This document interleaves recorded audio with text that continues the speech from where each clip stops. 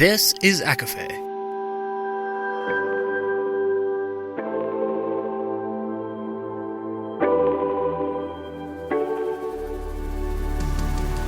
Laura Marie and Jessica Marie proudly present A Court of Fandoms and Exploration, a podcast.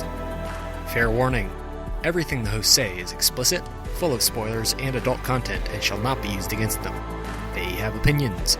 Let's try not to drag anyone for expressing themselves and just have fun for an hour. We all deserve it.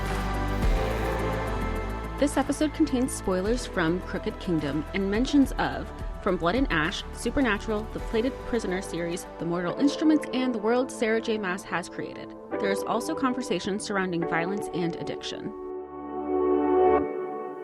Everybody, and welcome to A Court of Fandoms and Exploration, your weekly deep dive into the YA literature and fandoms that we love. I'm Laura Marie. And I'm Jessica Marie. And today we are discussing Book 1 of the Infernal Devices. This is Clockwork Angel by Cassandra Clare, and it is one of my favorite, series, not books, series. And it's a comfort series for me.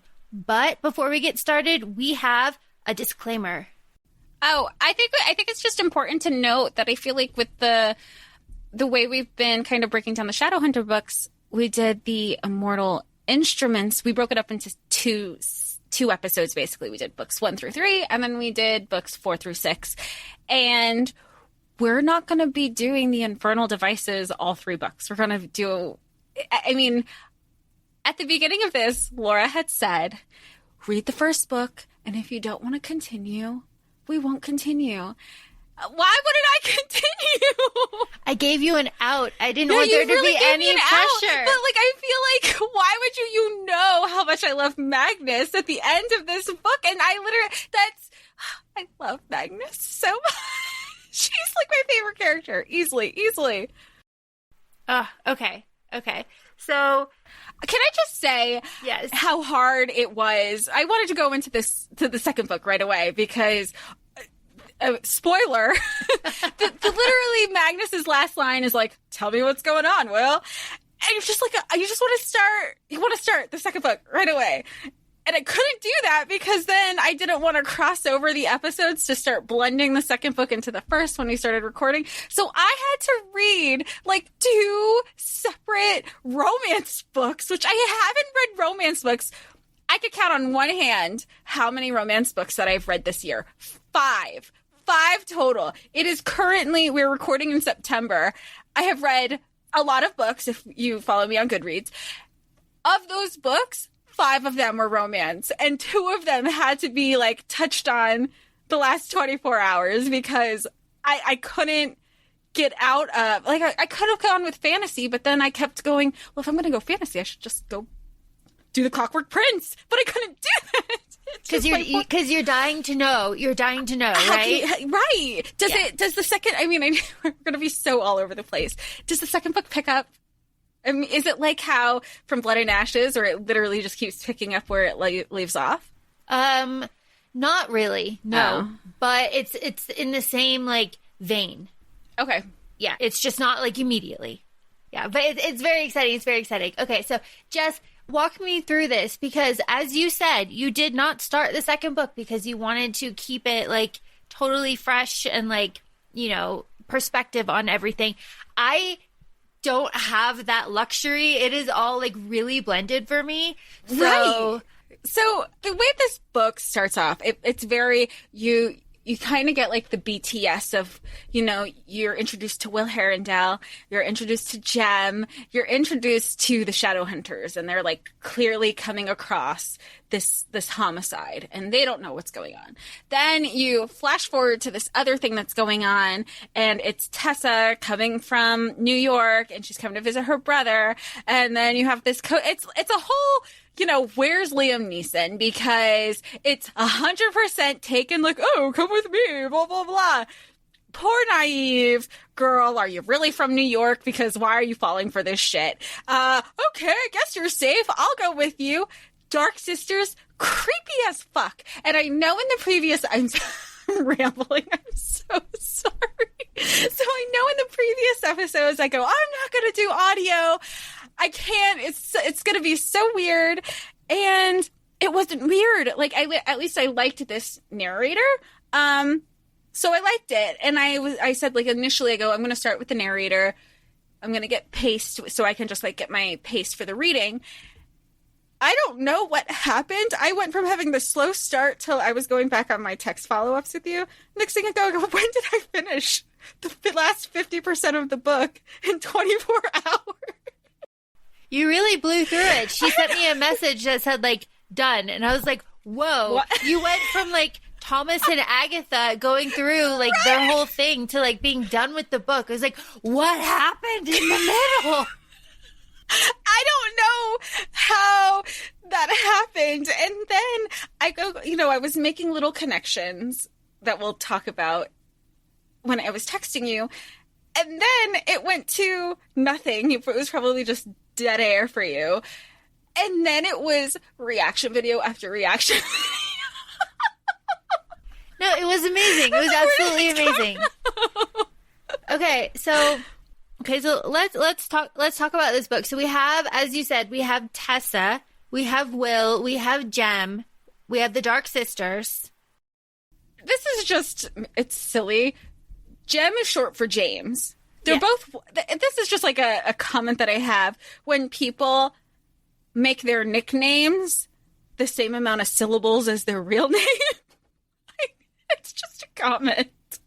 And then who else do we have? We have Charlotte. We have there's Charlotte. There's Sophie. You learn about Nathaniel. You said Thomas. Jessamine. Jessamine. Is she gonna be one that I like hate right now and then I'm gonna like later? No comment. Okay, well then I'll bite my tongue for a bit. But in this book, I'll talk some shit because she's a woman in the 1800s and she's trying to kind of find a way to survive, I guess. We'll get to Jessamine and Henry. We can't forget Henry. And then the Lightwoods, Gabriel, Gideon, Camille. And Camille. We have Camille, Magnus, and Brother Enoch. Brother Enoch. And oh, yes. The Silent Brothers. Yeah.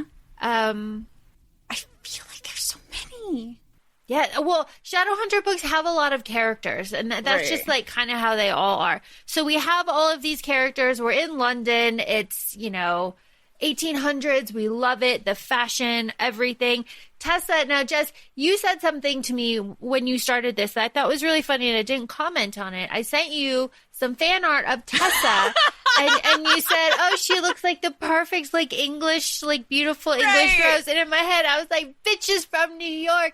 But I didn't say anything because, like, that's part of your journey. But I know, but I also followed that up with, that's exactly how I imagined Esther from the Lady of Rooksgrave Manor.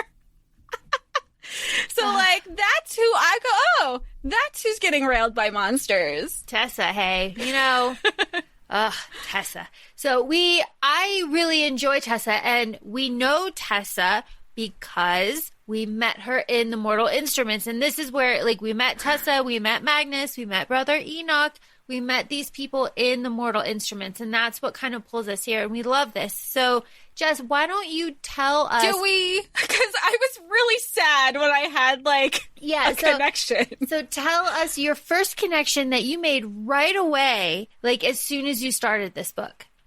I think I was just getting more into...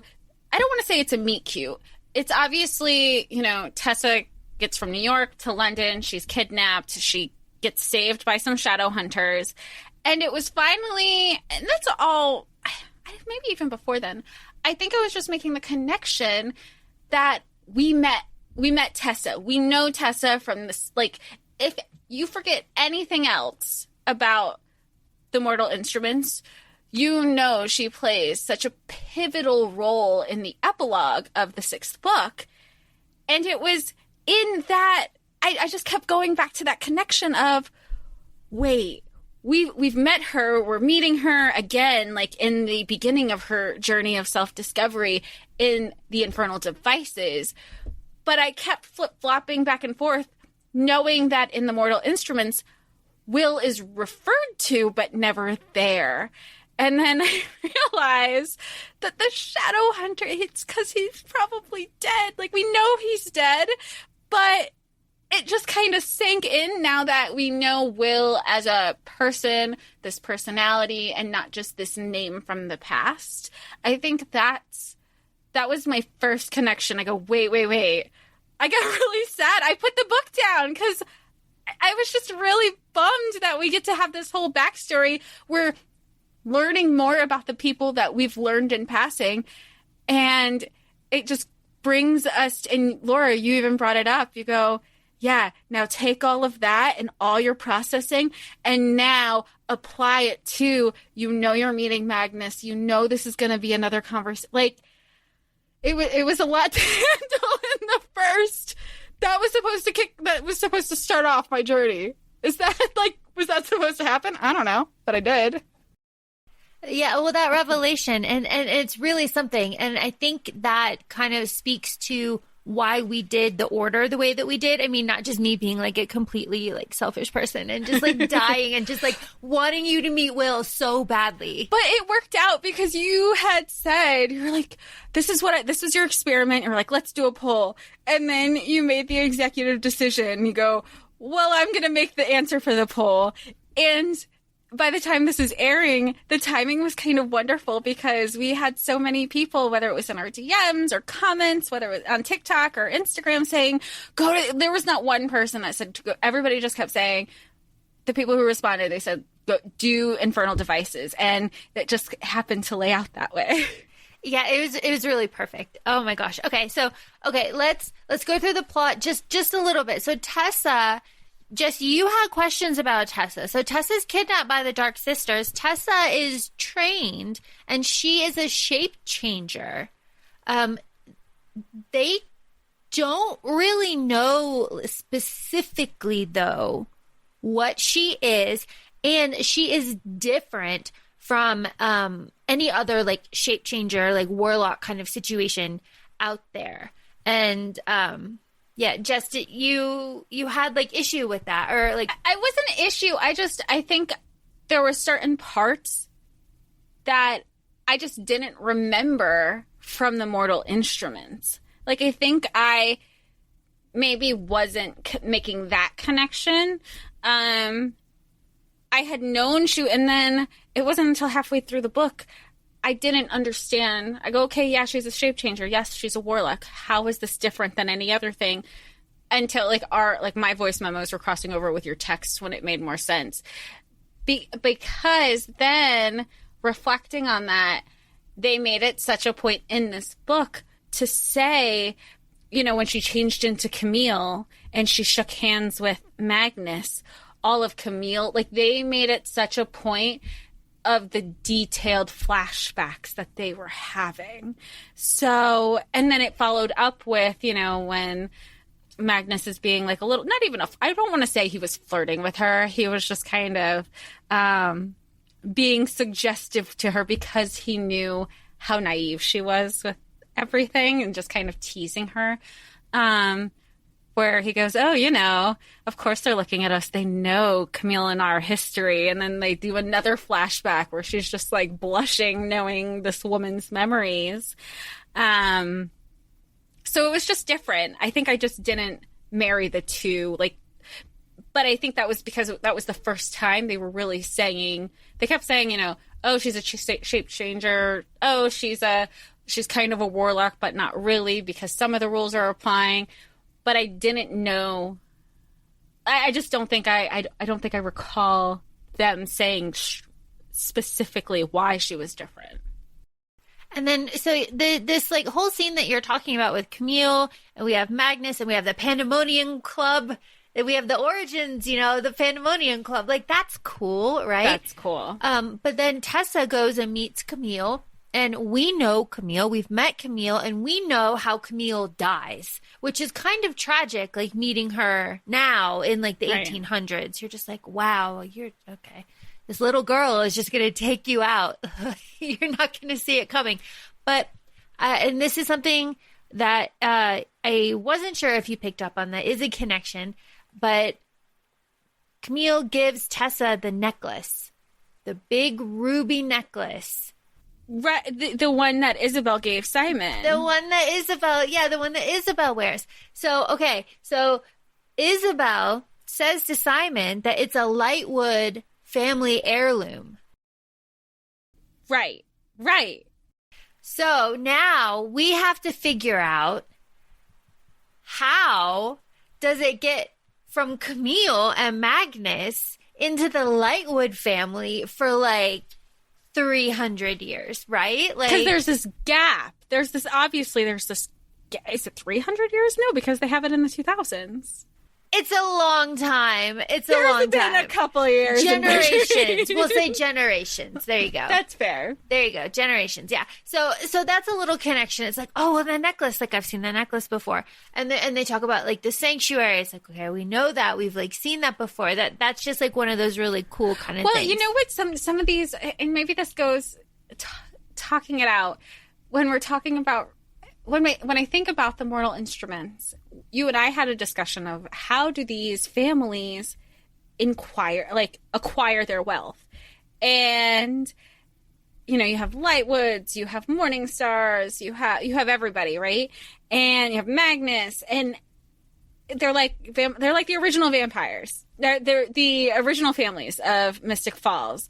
So even when you hear about Benedict Lightwood, any time a familiar last name is mentioned, specifically with a Lightwood, I just keep thinking, wait, how many times did Magnus say, like, I don't fuck with the Lightwoods? Like, we are not one and the same. But there was something interesting that he said in the epilogue about how he was, like, the Clave was hiring him for something. And it just reminded me of the arguments that he would have in the Mortal Instruments, where he goes like, go find a different witch friend. I'm tired of being used. Because at that point, he's lived for hundreds and hundreds of, he's been vague about how old he is. And he's like done. His heart is broken. He's hurt. Go find somebody else to fuck with. And I really, you see part of that origin here too. And I like Magnus, obviously, but he has this relationship with Will, right? He's like, Will is beautiful, but his beauty has never moved me. It has like a darkness to it. He says, what do we find out? Because Magnus isn't the only one who says that he has this darkness. A lot of other people are perceptive to this. Right. Yeah. So that is its own thing, that's its own journey. Is that its own thing that we find out, or yeah, that's its own thing. You're leaving me hanging. Okay. Yeah, I'm leaving you hanging. That's its own thing. Start book 2. That's its own thing. Yeah. So, Magnus says that, that Will Herondale's eyes are like the color of the sky in hell. And it's just like, oh boy, Will Herondale is the perfect, male MC for me. He is my everything, full stop. You can see that. I know. Magnus specifically says he's very pretty in vampires like that. I can't say that I mind either. Magnus grins. Black hair and blue eyes are my favorite combination. Insert, when Caven she just squeals in excitement. If I could put that on a soundboard, that's the button I would have pressed. Because dark hair and blue eyes? No wonder Alec. Everybody... Well, that's Alec. Exactly! Magnus, and Magnus makes a reference to that in the first book when it comes to Alec. I just... Connections, you have made the connection. That is why this trilogy is getting... each book is getting its own episode, because you have these connections and we're not even into the plot. Okay, so the plot is that Tessa is different, right? And her brother is missing, and Will finds her and rescues Tessa from the Dark Sister's house. And Tessa hits him on the arm with a jug, and he compares her to Boadicea, and they have this discussion about hell being cold, and it's very witty and fast, quick banter. And I feel it's fast, witty banter for whatever century they're in. You know, like that wouldn't necessarily translate to now. You're just like, okay, you're having a conversation. But you kind of have to take a step back and be like, remember, look at the era, look at what they're... I mean, even when they reference each other's names, Tessa's inner dialogue is, oh, they're using each other's Christian names, as opposed to their formal titles of, you know, not just a title, but just a formal introduction. Right. And I'm going to make a jump here, but my favorite scene in this entire book is when Will is in the attic and he has to like drink and like throw the holy water all over himself. And Tessa, you know, comes up the stairs and she has the pail and he's like laying on the floor and he's wet, right? And there's blood everywhere and he's like throwing up blood. And Tessa's there and they have a moment. They have a very romantic moment. But it's very, like, kind of chaste. I mean, they do end up making out. But, like, it starts off with him just, like, peeling off her glove. And Tessa's, like, dialogue is, like, his thumb is, like, rubbing on her wrist, right? And she's like, and I can't breathe. And, like, all my thoughts are gone. And, like, all I can see but are, this like... is very and she even says, like, after, like, he pulls away and he's like, I can't do this. And this is also after... somebody making a side comment of like him taking people's virtues or whatever. And so this is happening and he's saying, I can't. And she, and I think this is just telling of where we are as women in society, especially during this time. She goes, I'm sorry, I'm being too forward. Bitch, what? Like, get you some. But again, this is, it's the time period. Right. And you know, the first time I was trying to like remember, the first time that I read this, I was frustrated with Tessa because Tessa says like, oh, Charlotte, you know, doesn't fight. She's a woman. She doesn't have those like feelings. And like, she wouldn't wear like trousers. Like women don't do that. And Will is very funny. He goes, you would have murdered the Dark Sisters if you had been able to. I saw you. Like, you hit me with a jug. Like, you have, like, you know, these thoughts. Like, it's not just men that do that. And, like, I had to remember, like, the time period, you know, the context of everything.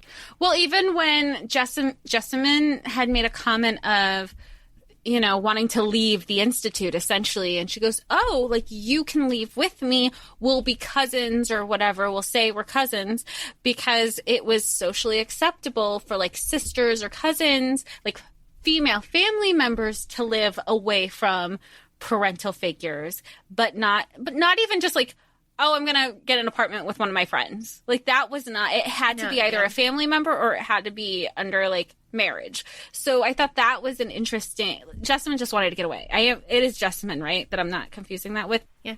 Yeah, okay. Because otherwise, you know, when they eventually get Tessa's brother back, she goes, I'm going to nurse him back to health. Men always fall for the woman who takes care of it and go, this is such the 18, like, whatever century it is. Well, and what does Will say? Will says, like... Oh, he tells her off. He's like, you don't even care who it is. You just, you know, it doesn't matter how useless the person is. Like, you will literally go for anybody. He basically called her, like... He basically said things that would... He's shaming her. Yeah, he was. Okay, so what is the plot of this? The plot of this is automatons and a clockwork army and Mortmain and a double cross with De Quincey and, you know... And her brother. And her fucking useless piece of shit brother. Oh my God, Nathaniel. Tessie. And he's like, you're not my sister. You're a monster. Okay. Before we get into all of that, Jem is... I love Jem.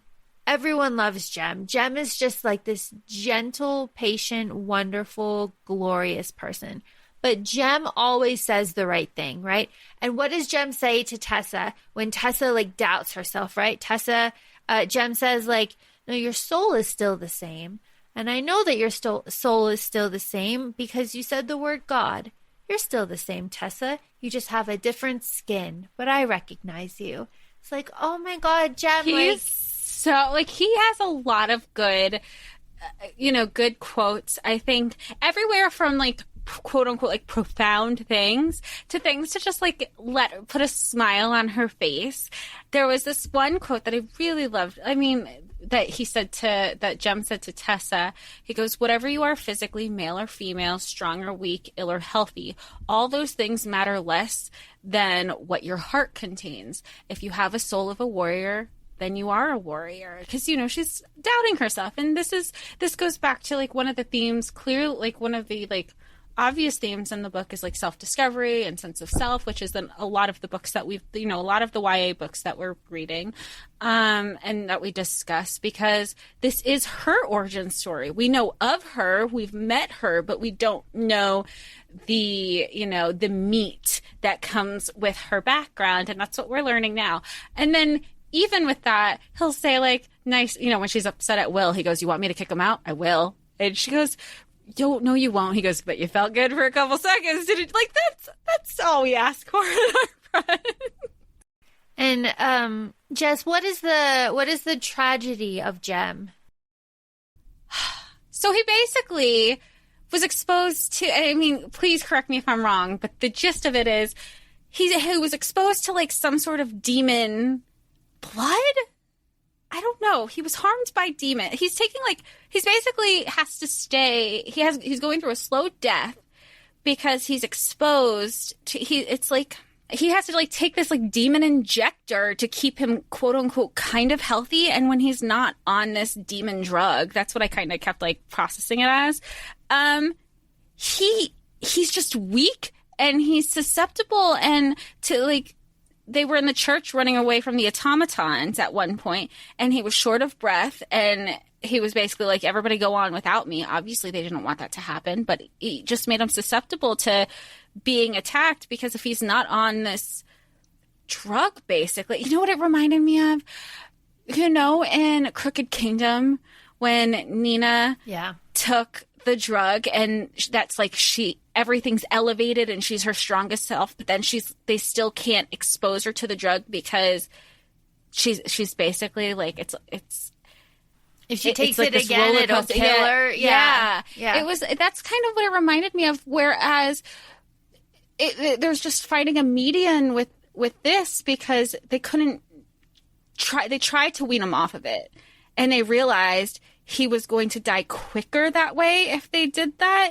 So now it's like they have to kind of, it reminds me of like when you have like the steady, drip, I guess, it's all medically explained, in a Shadowhunter world. But they basically like, you're going to need this drug to survive, to lengthen your life, but also know that it lengthens how long till you die. Yeah. And he was only supposed to live, so many years, but he's lived past that. And when he goes out and patrols and when he needs to be strong, he needs to take more of the drug. But ultimately, well, they even say they knew, Tessa even makes a mark at like, in, the last quarter of the book where they're about to fight. And she goes, I see something in Jem's eyes. They must have just like given him basically like his injection of whatever he needed, because there was a gleam in his eyes that wasn't there before. So it's just so sad. It's so sad. And like everyone knows it, right? Like it is. And you had said in your notes, like, why are the Lightwoods referring to this as a disability, right, for Jem? And I don't think I answered you, but the reason is like, because he can't help it. Like it was something that was done to him that he had no control over when he was a child. So like it is a disability. Right. And Will is very protective of him and those around him who refer to it as, because he doesn't, even though that's how it's referenced as, it's interesting to see everybody's dynamic saying that what was done to him is a disability, and it's said in like a negative connotation, and Will is like, that doesn't change. Like, you say it as it's part of his personality when that's not who he is. And I feel like, and that can be said about people who have their own, when they are differently abled with certain things, it's not who they are as a person. And then you have other people who might try to make it like that's all they are, when that's not the case. And I think that's where Will gets really protective and defensive like defensive for Jem, rightfully so, because I feel like some people try to use that as, well, that's who he is, when that's not who Jem is. And that actually brings me to another one of my favorite scenes is when Tessa has a nightmare, and Tessa wakes up and she hears Jem's violin music across the hall. And she walks over to Jem's room and she meets Jem for the first time. She'd only like heard about him in passing. And he's playing the violin, and she says like he's so pale, and he's got like silver hair and silver eyes, and he's so pale and frail. And she meets Jem, and then Will shows up, right? Like he's wet, and he's like leaning, like kind of rakish, like over the thing. And he tells this elaborate story, right? About how he had a jug of gin, like broken over his head. It's this big elaborate story. He'd been like drinking, gambling, and whoring all night. And Jem has a coughing fit, and he breaks down coughing, and he's like coughing blood. And Will is very protective, as you said, and he kind of ushers Tessa out. And he's like, don't tell Tessa, like, don't tell Charlotte, don't tell anybody. And Tessa's like, there's something about Will that isn't right in this moment. Like, I understand he's being very protective, but I don't know what it is. And later she finds out that Will had no smell of alcohol on him. Mm-hmm. So, like, not only was he, like, stone sober, but, like, he had lied about everything that he'd done. And he was, like, and like keeping up this like charade pretty much. And it's just so interesting. It's such a little like interesting kind of facet to Will's character. And I just love him so much. Well, with the charade, you even have, obviously you have Jem and Tessa's relationship. They obviously get along very well with each other. And Tessa makes a comment to Jem to say, like, what is it about you that makes, like, Will kind of have this affinity towards you? And Jem tries to brush it off to say, like, look, we both don't have parents. We came here. And she goes, yeah, but so did everybody else. So there has to be something more. And they're trying to and this is before we know about Will's backstory. We kind of find out where Jem talks about him following Will one night, because she had put the pieces together saying he's going out doing this, doing that, doing the other thing, but he's not. My brother actually did that stuff. I grew up with an addict. I grew up with this person. That's not what's happening with Will. And that's when Jem kind of disclosed some information of his own, that he had been kind of, following Will around. And he goes, he still doesn't know. He goes, he still didn't ask, but Will came back not knowing he was being tailed, saying, oh, I did this, that, the other thing. And Jem just said, okay. But he didn't ask. He goes, he doesn't ask. He doesn't pressure. He goes and says, if Will wants to tell me something when he's comfortable and ready, he will. And I respect that. And he goes, I think it's that respect that's why we just kind of have this affinity for each other. And Tessa, like, she asks questions. She's very much like Poppy, even though obviously this book was written before From Blood and Ash came around. And she asks, she goes, how are you supposed to trust somebody when they're not being truthful? And I understand where the question was coming from, but there are a lot of instances, just because you don't divulge every single detail of your personal life, and this is like I'm saying in real life, that doesn't mean I wouldn't trust a person. Maybe I'm just being naive, but like I have, we all have friendships that you don't have to tell us every little detail. That doesn't make me trust you any less. Well, and I think that's the beauty of Will's character too, because he is very cruel to Tessa in certain instances. Like, this is very much like, so you were talking earlier about like themes and like the themes of this book, and the theme of this book to me is actions speak louder than words. Because that kind of sums it up for me, because like with Will, like he will say the most atrocious things, right? But the things that he does, that he actually does, are very different from what he says. And like Jem is very pure, like his actions and words are the same. And like Tessa is kind of the same too, because like she throughout this whole book is worried that she is kind of like losing herself, right? She's like, well, how do I know that like my fingers are the same, or like my face is the same? How do I know it's like still me? So everybody's kind of going through this, and we're trying to like figure out. Oh, it's so good. I just want to bring up during my like reread of this, Charlotte. Did you catch Charlotte's last name? Belfort. Well, that's her married name. Did you catch her maiden name? No, I don't think so. It's Fairchild. Oh! So here's something that's interesting. So they say Charlotte is very small, right? Like she's like very Clary. She's very bird-like. She's very small, but she's very fierce, and she can command a room.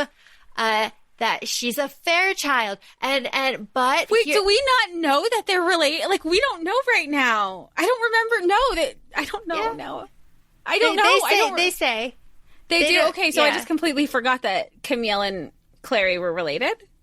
That Charlotte and yes, like Charlotte, yes, yeah. Sorry, that Charlotte is a Camille. Fairchild. Well, they say it in passing. That's the thing. It's just like, you know, like, and the Fairchilds and like that, because they go through like the Fairchilds, like that's Charlotte's aunt and like her, and then her father, and like it's like yeah. Is there? Maybe you did. Maybe it was part of that TikTok that you sent me of the guy trying to connect the sons from the Mortal. I want to, like, is there like a family tree? There is a family tree, and you can see the family tree at the end, I think, of this series. Okay. Yeah. So I bring this up because they say, I say they, like Cassie Clare says in this book, like over and over again, that Charlotte is very frail, but, you know, she can command the room, da-da-da. Henry is ginger, right? Henry's got the red hair. So that is how the red hair, like, connections like that are fun for me. So I like seeing stuff like that. I also like how, this is also just like one of those little observations. So the Lightwoods are blonde, right? In this. Right. And we know that Alec is black hair, blue eyes, but Will is black hair, blue eyes. So like, what happened there? Well, Isabel too. Like she has brown eyes because, you know, Simon's always staring into her eyes, but she has dark hair also. Yeah. So like, what happened? It's very interesting. So like, when you think, if you like think about what you really know from the Mortal Instruments and then like apply it here, it's like, wow, I have questions. You know, when you're doing certain rereads, this obviously is one of them for you. Were they, I don't know, not your first reread. So you read the Mortal Instruments, cool. And then you go to the Infernal Devices. Do you remember if these were these were connections that you picked up initially, or had they happened over time? Because I know for a fact for this specific episode, you have read the Clockwork Angel at least 3 times. You're like, I'm going to read it for the first one. I'm really excited to read it. I'm going to read for the episode. And then you said, well, you're taking too long, so I'm going to read it again so I could stay in the mindset. And then right before we recorded, you go, so I just read it really fast, really quick. I was all in the span of a couple of weeks. So how are you? I mean, you're brilliant. So you make connections very quickly. But I just didn't know if some of the connections that you've made had been built over time, I guess. Oh, absolutely. Absolutely have been built over time and have been, going through the Mortal Instruments with you was actually really helpful. And then going through here now because of reasons, but I can't say, but because of reasons. And I'm seeing those reasons now here. It's like, oh, there's something new. So I have discovered something new, which I will talk about when we finish in Clockwork Princess. Do you think part of it's also because sometimes when we do our episodes, we're also we're trying to be a little bit more constructive in our, especially with for me, I'm in it emotionally, and with some of the books that we're reading, and for you, sometimes you can be a little bit more technical, which really helps with the formatting and how we address some some of the things we talk about. I mean, otherwise it gets chaotic, like our From Blood and Ash episodes where they were just initial rereads, here's our reactions, or even with like Silver Flames, we were all over the place. Well, I feel like we're all over the place here too, but that's okay. That's okay. So we haven't talked about the automatons on this Clockwork thing. So you know how long it took me to finally be able to say that word? But you did. It sounds like a transformer. You mastered it. Automatons. So, like, I find them to be very scary. Yes. Very 100%. scary. Yeah. When they had that initial fight at the church, well, first because they had the blood. Well, in a couple instances, when Jem and Jem and Tessa were just kind of like walking in like his favorite spot, and then they got approached. She goes, I don't know how that's possible, how he can still be alive. Like, I saw Will kill you. That was terrifying. And then they talk, you know, and then when I guess you see him later and they have Jem's blood and they enter into certain things, they talk about like a black oily substance being spewed. I understand that they even call them like clockwork monsters, clockwork robots and such. But I got very Leviathan feels from that one season in Supernatural. And Leviathans were scary to begin with for me in that like they were already kind of like, ooh, you know. But even thinking about that and the substance and knowing that there's a background in religion here and knowing the background of, you know, religion and Supernatural in that episode, I don't know, maybe like that was how I was able to compartmentalize that whole thing. There's a scene where Henry is in his laboratory and everybody's down there and he pulls out the heart. And he goes, Tessa, do you want to like touch the heart? And it's a human heart like wrapped in copper wire, and there's just like fluid like pumping and like everything is dead on the table, but the heart is still like beating. It's just like it's horrifying. And this goes back to Cassie Clare being able to write like particularly horrifying things in a way that isn't graphic enough to like scar you. For example, in the basement of the Dark House, there was just a slaughterhouse of bodies that were just like there, like hanging on hooks and like open and like body parts everywhere. But like it's written in a way where it's like, yes, okay, but then you're like off and doing something else, right? So you're no. not. I will say, the Dark House, the Dark Sisters, everything, even when they went back to it, anything with them is terrifying, because I think maybe I don't know why, but even when they're saying dearie and just kind of chasing, or you know, when Will initially like saves her from kidnapping and they're going through all the secret passages and then they catch up, you're a little anxious there because you know that they're going to escape in that moment, but that doesn't change that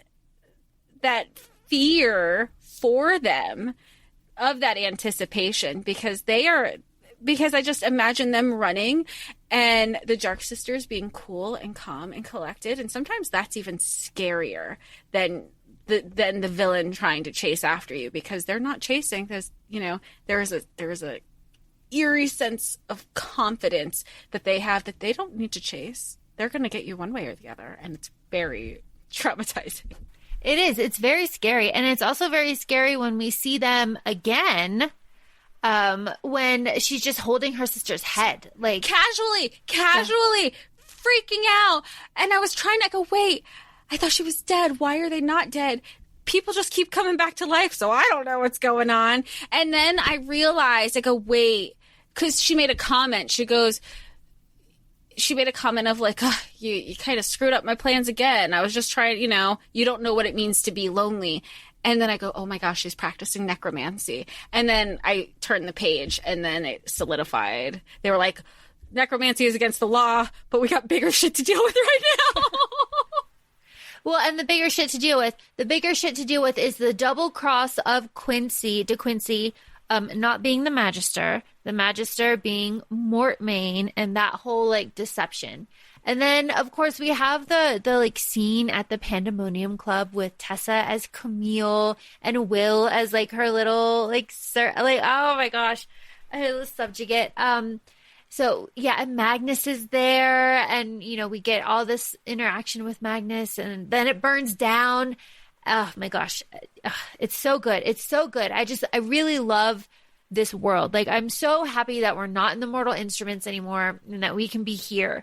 But I it's just funny love it. how, like, the Pandemonium Club, how it transcends into these multiple generations, because that's how the Mortal Instruments starts off, because you have Jace, Isabel, Alec, they're all going to the Pandemonium Club. It's like the first shot. Yeah, it's the first shot. No one's supposed to see them, and Clary obviously does, and she doesn't know the whole backstory. So now that you have the Pandemonium Club of the future, and even now we know the history of the Pandemonium Club, and in a way it kind of continues in the future, more or less, because it's still like this gathering point. Yeah. So what happens? So Tessa gets kidnapped, right? And Mortmain gives her a watch and says, like, I want you to change. And they rescue Tessa, and Tessa has a moment. She has a moment with Will on the roof. Well, first, Will and Tessa have been falling for each other, more or less, throughout this whole book, right? But Will has been very cruel to her and pushing her away.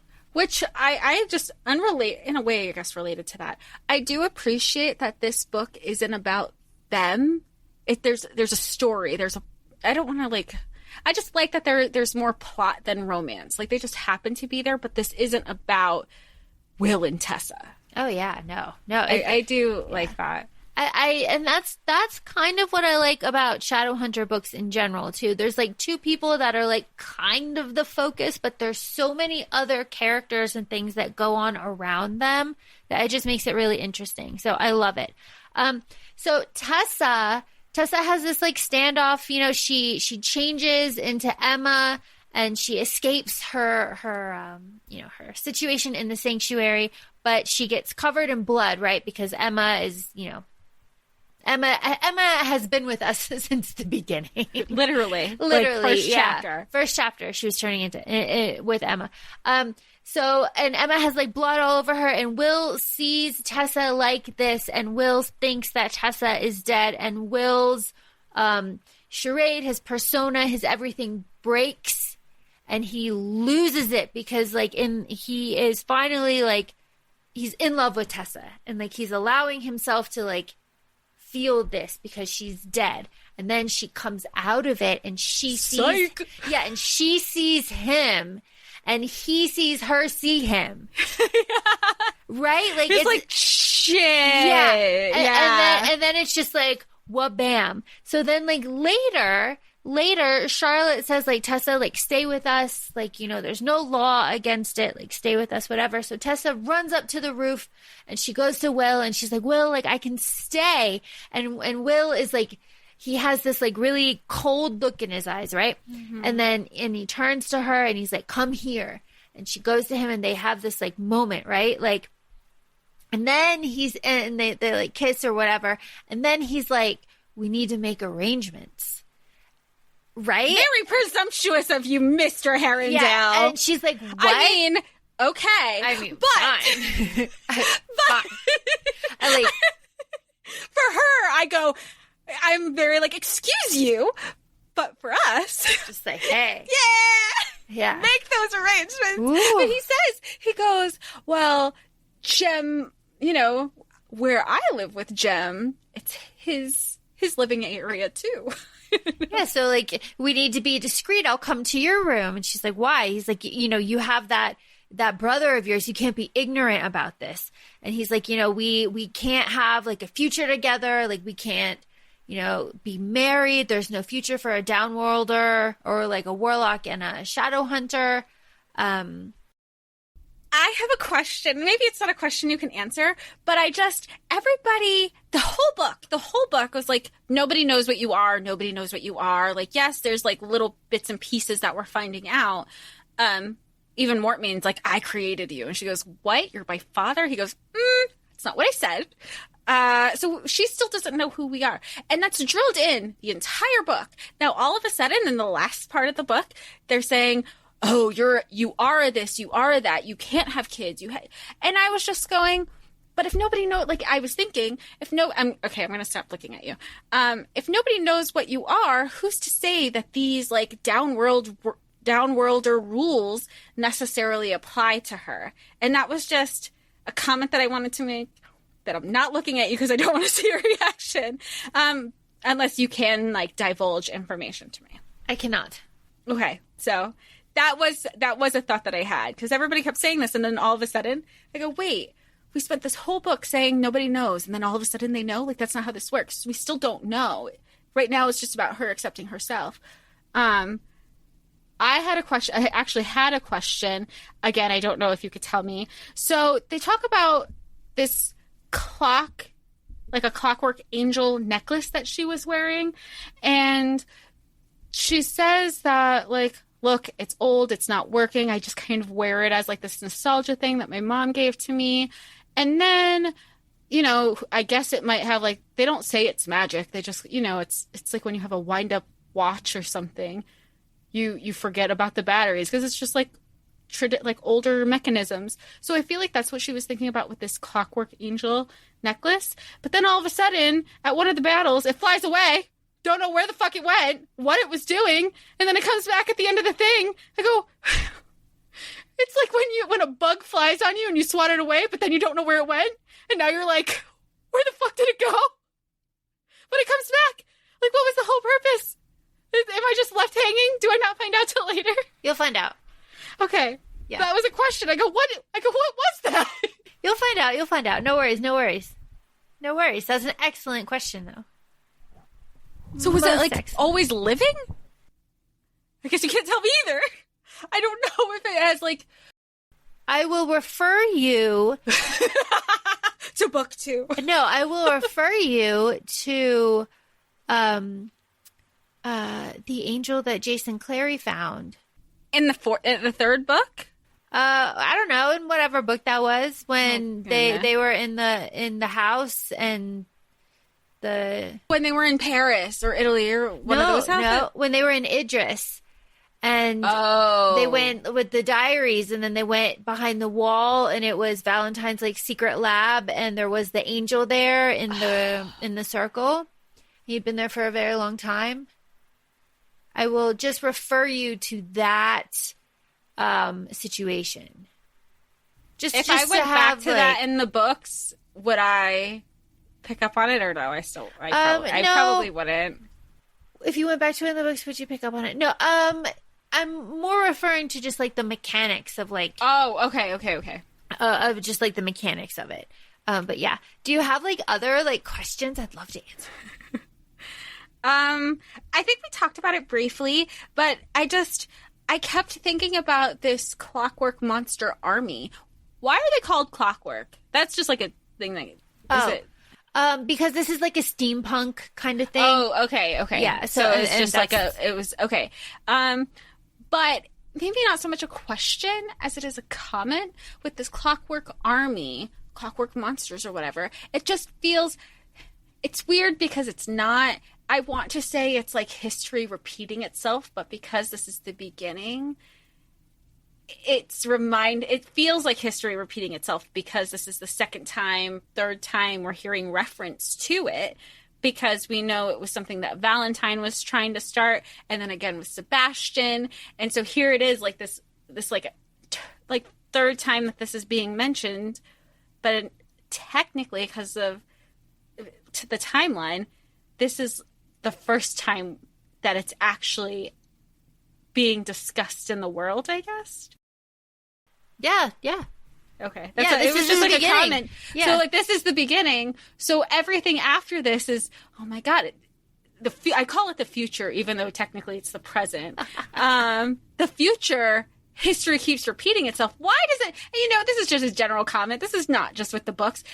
Why doesn't anybody learn? Men, everything's right? There. It's men. Everything's there. It's not like, oh, we had no idea. You did. You had every idea. And you still went along with it. Yep.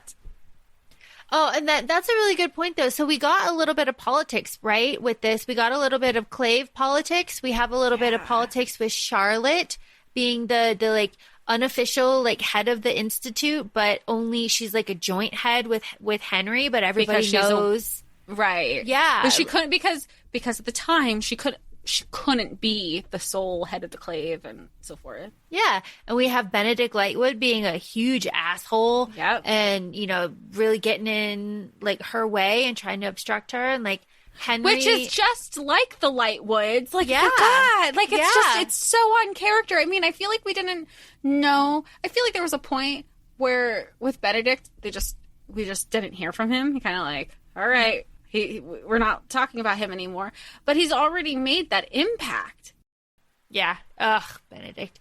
Yeah. So we have the politics, we have the clave, we have the enclave, we have the conclave. All these things. They're referencing all the things, and you know, the consul and the inquisitor. We have all of this, and it's really nice that we have the background of the mortal instruments and all of those politics to kind of see like what it was like in the beginning. I like this order in which Cassie Clare wrote this. It makes sense. But I wonder, and maybe not so much, if she had released the Infernal Devices first and then gone with, let's flash forward to the year, 2000, whatever, that the series started, 2006, 7 or whatever, and if it would have the same success. I don't know, but did you pick up on the ducks? Did you pick up on the ducks? No. So Jace Herondale is afraid of ducks. It is a fact. It is a known fact that he is terrified of ducks. He finds them untrustworthy, and he says, never trust a duck. And it is not explained. It is a kind of a throwaway line that is just something that is very common with Herondales, that they say they don't like ducks.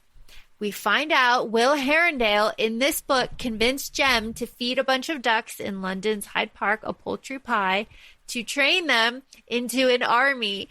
And Will said they ate it. Bloodthirsty little beasts. Never trust a duck. That is the start of it. Never trust a duck. The Herondales have never liked ducks, and it is because of this. And I just love it. It's this like family trait, and it is an inside joke, and it is one of my favorite things. But that's one of the jokes where you said where if you don't read it in like a certain order, you could read this series, it's like when people watch a Marvel, they'll watch it through release date and then they'll go back and they'll watch it in chronological order. I feel like you could, after you do your full read through of this, you could read it whatever which way, and you even said the little throwaway things are what you pick up because now you know everything when you go, like once you go back for a reread, and I'm sure I will, with an ever expanding TBR, it'll be the pickups. I know, like people, I just know that I'll pick up on certain things. So, Jessamine, I kind of feel bad for her. Like she's a very frustrating character. I want to slap her all the time, but also the other part of me is like, she is this like weirdly stunted, emotionally damaged and like traumatized, right? Because like she has all her doll houses and, like girl that just wants nothing to do with the Shadowhunters. Her parents didn't want anything to do with Shadowhunters.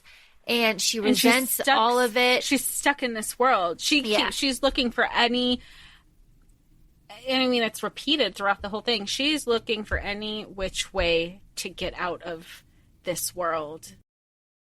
But I find it really interesting because you were talking about earlier, it's like one of the themes is like, who are you? Like trying to figure out like who you are. And like Jessamine does not want to be a Shadowhunter, but when she and Tessa wander off the path in the park and there's the goblin that's there, Jessamine doesn't hesitate and she murders the shit out of him. And Tessa even makes a comment with her parasol, yeah. Right. And Tessa makes the comment like, she's strong. Like she may like play at this like weak and frail thing and like faint and not want to do anything, but she's a Shadowhunter like through and through. So I find that very interesting, and like that addition, like that scene and that addition to Jessamine's character kind of makes her more interesting instead of like being like a wilting flower and like, yes, she wants out and yes, the times, and like, yes, she's trying to like use Nate to get out because Tessa didn't want to. But I also understand like living with this kind of like resentment of your situation and just wanting to get out, but at the other time like having this like nature and this calling that you can't fight. And that's kind of where she is, and she's like stuck. And I feel bad for her, Jessamine. I don't like her. I don't like her at all. She's so annoying, but I feel for her.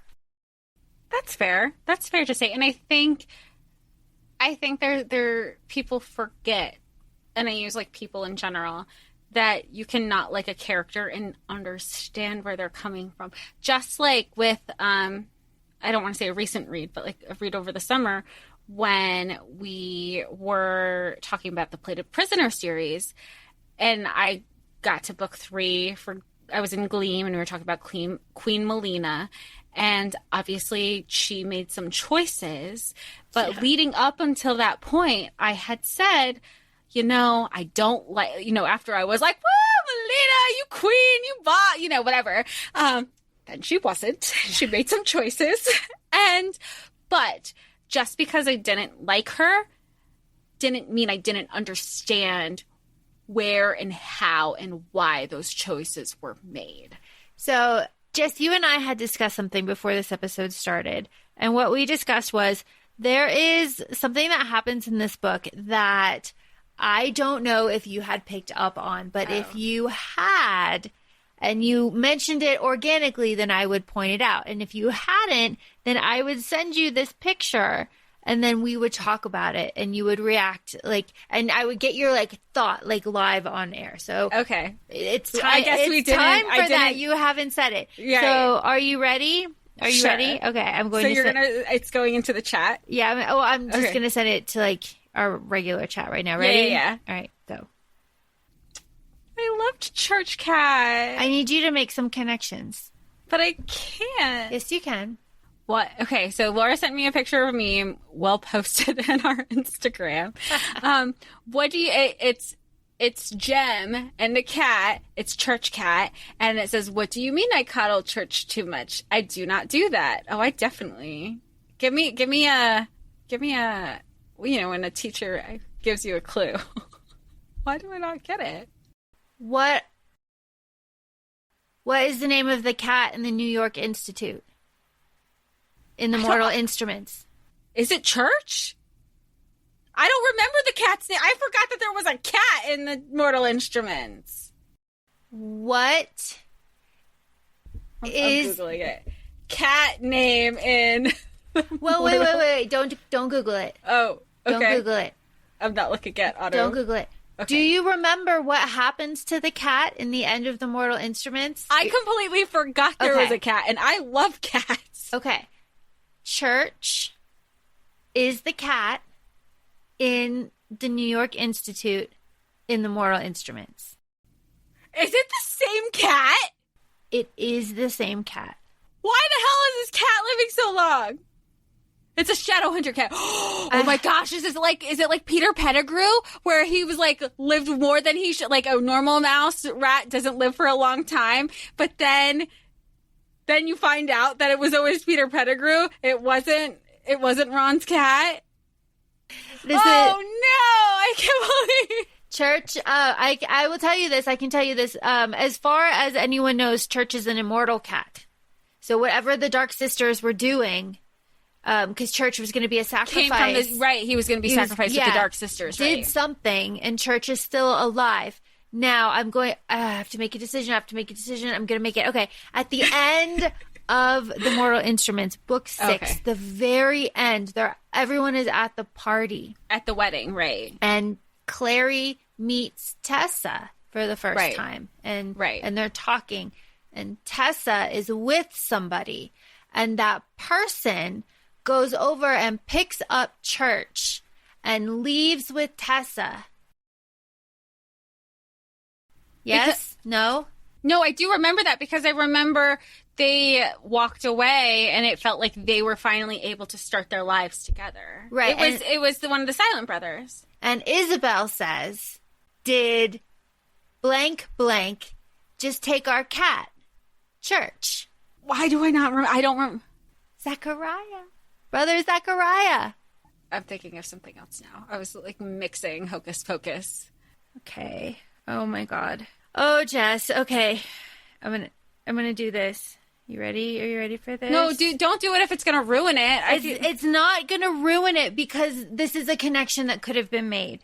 It's Brother Zachariah with the Mortal Instrument Cup. And the... No, don't worry about what he's doing. But that's Brother Zachariah. No? Wait, why does he have dark hair? Why does he... No, that's not the connection. I mean, you're not wrong. What did Brother Zachariah look like? That's like he has dark hair. Why does he look like a Herondale? No. Just... Do you want me just to say it? Yeah. They're the same person. Brother Zachariah and... Look at the picture above it. Oh my God! Zachariah and Jem are the same person? No. That is not a connection I would have ever made. Yes. Jem and Tessa? That's really sweet. Now make your connection. Now go back to everything that you know. And he lives. But when did we first meet Brother Zachariah? He was still a silent brother. He was a silent brother in the first book. In the first book. He doesn't become a not silent brother until the heavenly fire. That's not till the end. Yeah, till the epilogue. Oh, I mean, not the epilogue, but like the last. And then he says, like, no, I'm not ready to go see Tessa. She's in the Citadel. Like, he just kept saying, like, I'm not ready. Like, even if she's ready for me, like, I'm... And what's your family name? Oh, I'm not ready yet. You can still call me Zachariah. I'm not ready to reclaim my Shadowhunter name. I honestly would have never put that together. And Church is Jem is the only one that Church gives any sort of affection to. So that's why Brother Zachariah was able to pick up Church, and Church was purring, and they walked out together. And Church, yeah. I'm in shock. I know. I know. I'm in shock. I know. So, okay, you want to process something. So we have Tessa. We have Tessa, who we meet in the Mortal Instruments. We have Jem, who we're meeting here. And then we have the connection as Brother Zachariah, who we met in the Mortal Instruments. And we have the hundreds of years in between there. So the only connection that would have been made that Zachariah and Jem are the same person is Church Cat. Is Church Cat, and if you had... like seen like fan art, like if you had like looked at like Brother Zachariah, and then when I sent you that picture of Jem, like you were halfway there because you were like the hair is different, but like what you were halfway there. Yeah. And I refuse, and I think we've established I refuse to look at fan art. Well, yeah, I provide you fan art, right? Yes. Because I don't fuck it up. Well, yeah, and there's just so much. There's so much in the Shadowhunter world. So, okay, so now that this connection has been made from you, going on into Clockwork Prince and then into the devastating Clockwork Princess, and most everyone agrees that Clockwork Princess is devastating, and it is. But for you, I don't know. I'm interested to see like all these connections now, how that plays out. But so I will tell you that Clockwork Prince is mostly focused on Jem. It's kind of his. It's like kind of. But I think I picked up on that because of the cover. Yeah. Because he's on the cover. You showed me the cover, and I go, "Oh, who is he? He's cute. Is that Will?" And you said, "No, that's Jem." Yeah, that's Jem, and we love him, and we love it. We love it. Okay. So, have you recovered from your shock? Yeah, I hope editor Sam can edit out all the screaming and all the awkward He'll make it good. coercing of you telling me, come on, I feel You like got it, you got it. This is why you are great for our education system, because your girl wasn't gonna get it. No, you got it. And now you can think about that as you like go on. But will that affect? No. Okay. Not At what point was all. that connection? At what point was that connection made for in me? the fandom? No, in the for you and in the fandom. So, like, obviously, books 1 through 6 come out. Mm-hmm. I'm assuming that they came out 1 through 6. It wasn't like here's books 1 through 3. Here's the first Infernal Devices. Here's books. You know. I'm actually not sure. I don't know. So in the fandom, I don't know. Do you know, I'm not like super active in the Shadowhunter fandom. It's just like, I don't know. I like the memes. I like the like codex and stuff. I find myself liking the fan art and stuff, but like the theories and stuff, I like to do that stuff on my own. And because I like the satisfaction of like kind of figuring it out on my own. And I find that Tales from Shadowhunter Academy does a lot to kind of fill in those gaps. And it's really fantastic for that. But yeah, so I really like it. So Jess, you, as you said earlier at the top of this episode, you were not able to read the second book because of like reasons, because you wanted to keep it fresh for the episode. I didn't want it to cross over. So Book Talk did its thing, and I was just like, oh, I guess I'll read these 2 books from Kindle Unlimited or whatever it was. And I did, and I was like, I like, as much as I love a romance trope, and it's been fun, like, it's so nice to be back here. It's really nice. I was just thinking, somebody bring me back to fantasy real quick. I liked it. I love this even more now. This is reminding me of, when you read Throne of Glass and then you read Crown of Midnight, and then, like, if you're reading it in this order, and then you read Assassin's Blade, knowing everything you know. And after you read Assassin's Blade, you naturally want to start Throne of Glass and Crown of Midnight all over again, knowing what you know. That's where I am kind of hovering right now with the Infernal Devices. Well, and that's what fuels everybody's reread too, because you get through these 3 and you're just like, oh my God, like, yes. And then you want to go through Infernal Devices, and then you want to go through the like modern stuff that's out in California, because like, why not? It's so fun. It has, it's all an these extension characters. of what you already know. Yeah. It's just more of what you already know, because it's Emma and Julian and the Blackthorns, which we already know. We already love them. So it's just so good. That's why I love Shadowhunters so much. And even though, Cassie Clare, and there's like all that controversy around her and like everything, and like, we get it. We know, please do your research. But like, this world is so much fun to me that I just love it. I just love it. So are you going to like start books 2 like right away? Yeah, pretty much. Yeah. pretty much. I love it. I would have never made the Zachariah gem connection. You would have. I promise you would have. I'm still shook. Like, how am I supposed to keep reading about Will now, Oh, no, because... Here, no, I'll just do it now. I got another one for you. Since we have gone there, I will go here, and then we will call it a day. Boom. Check our chat.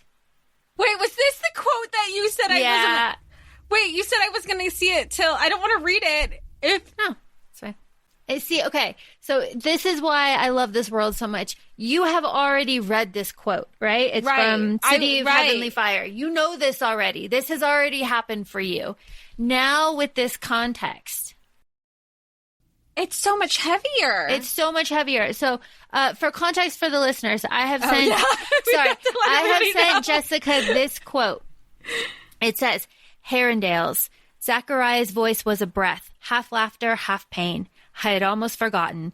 No other family does so much for love or feels so much guilt for it. Don't carry the weight of the world on you, Jace, It's too heavy for even a Herondale to bear. From City of Heavenly Fire. So now knowing what you know. So this is Brother Zachariah, who is Jem, who was parabatai with Will, who is now talking. I keep forgetting that, like, that's so essential too. They are parabate. He's now talking as like, you know, as Jem. He's basically talking as Jem, as Brother Zachariah, to a Herondale, telling him like it's too much for a Herondale. You know, this is a lot. You know, like, and you know, Herondales do so much for love, and like, you know, it's good. It's good, and that's why we love this series, for a connection like this that exists. It's so much heavier. I feel like books like these, when there's connections established, are so much more rewarding and satisfying, as opposed to the last 2K Kindle Unlimited books I read, where the only connection was, and here's my brother and my sister. Like, and here, they were mentioned in the previous book.